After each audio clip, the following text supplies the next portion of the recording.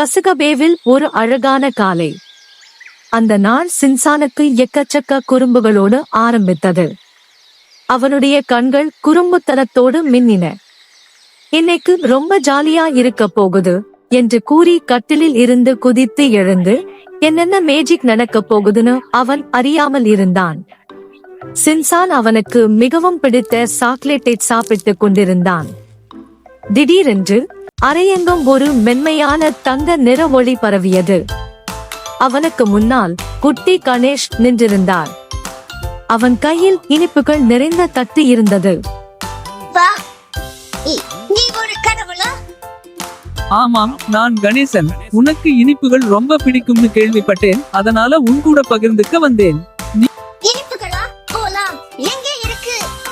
ஒரு கணம் கூட வீணாக்காமல் சின்சான் அவனுடைய பொம்மை காரை எடுத்துக்கொண்டு அறையில் தோன்றிய ஒளிரும் வாசலுக்கு பின்னால் குட்டி கணேசனை பின்தொடர்ந்தான்.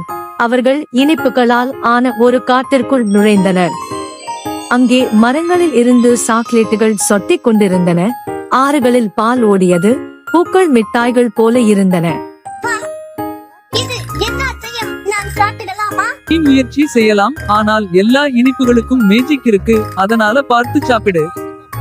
சின்சானால் தாங்க முடியவில்லை. அவன் ஒரு சாக்லேட் கிளையை பிடித்தான். அடுத்த கணம் அந்த மரம் கலகலவென சிரித்து நடுங்கத் தொடங்கியது. பார்த்தியா சின்சான், இனிப்புகள் அன்போடு ரசித்து சாப்பிட்டால் அவற்றுக்கு மிகவும் பிடிக்கும்.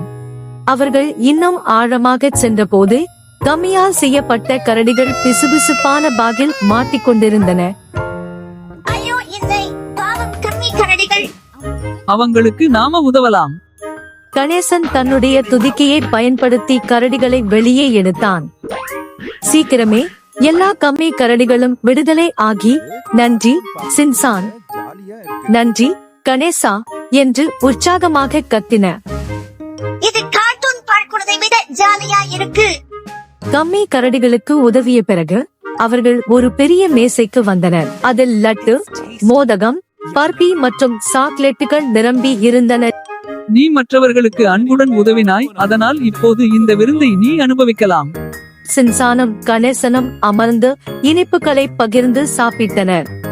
சூரியன் மறையத் தொடங்கிய போது அந்த மாயாஜால காடு மறையத் தொடங்கியது.